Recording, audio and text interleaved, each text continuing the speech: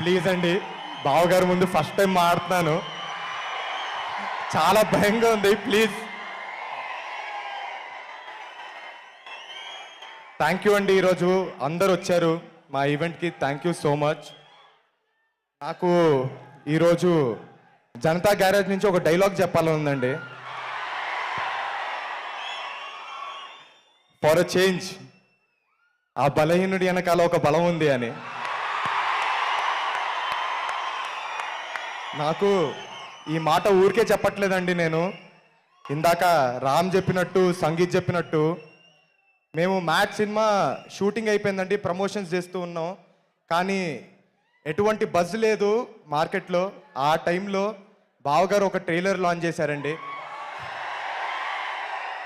కావాల్సినంత బజ్ వచ్చింది, మా సినిమాకి జనాలు వచ్చారు. ఆ తర్వాత మీకు తెలిసిందే, పెద్ద హిట్ అయింది. ఈరోజు మీ ముందు మ్యాట్ 2తో వచ్చాం.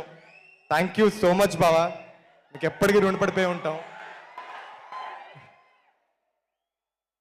అలానే బావగారు సినిమా చూసిన తర్వాత నాకు ఒక మాట చెప్పారండి, ఈసారి ఈజ్ బాగా పెరిగిందిరా నీలో యాక్టింగ్లో అని. థ్యాంక్ యూ సో మచ్ బావా. ఆ ఈజ్కి కారణం మా డైరెక్టరే బావా. ఎందుకంటే ఆయన ఎప్పుడు డైరెక్టర్గా లేరు, సెట్ పైన ఒక ఫ్రెండ్గా, ఒక మెంటర్గా ఉన్నారు. దాంతోపాటు ఒక వండర్ఫుల్ కో యాక్టర్స్ ఉన్నారు నా పక్కన, ఎప్పుడు ఫ్రెండ్స్గా.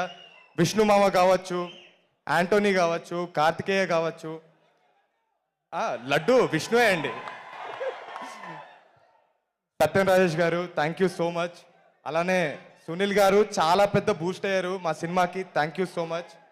అలాగే మాకు ఈ అవకాశం ఇచ్చిన చిన్నబాబు గారికి, వంశన్నకి, అలాగే హారికకి thank you so much.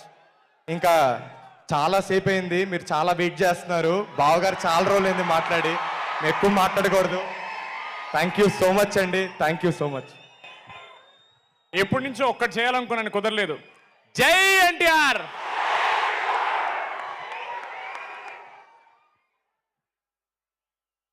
Thank you boys and hearty congratulations on the super success of Mad Square.